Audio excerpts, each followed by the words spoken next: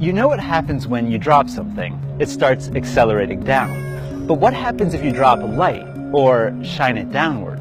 It's already moving at the speed of light, so it can't move faster. Einstein predicted that it actually changes color, but nobody knew if he was right. Here, where I work, an ingenious experiment was done to test this. I'm Greg, and what the physics? The experimenters Robert Pound and Glenn Rebka started down here. They punched holes through all the floors from the lowest point in the building, this sub-basement, up to the attic. They placed some foil made of iron-57 atoms down here in the basement, and another foil of iron-57 atoms up here in the attic. This iron is really special because it has a favorite color, kind of like how I only do my research in razzmatazz and never in jazzberry jam. Iron-57 wants to emit and absorb specifically 86 picometer wavelength light. Here in the attic, the iron emits that favorite color down 5 stories through the holes. But the iron in the basement refused to absorb some small amount of that light. Was Einstein right?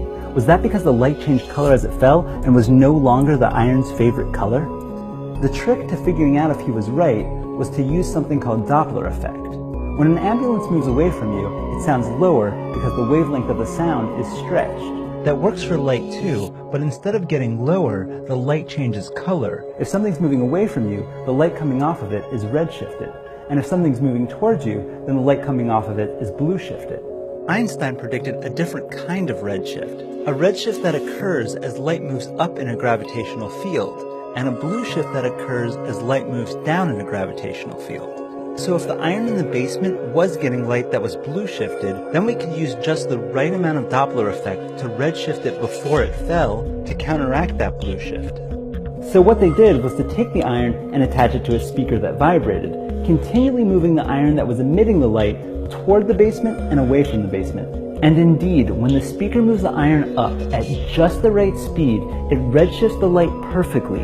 So as the light falls back down, it gravitationally blue shifts back to the favorite color, and the iron in the basement does absorb it. This was the first confirmation that light actually changes color as it falls. Maybe find some seamless way to incorporate the snow.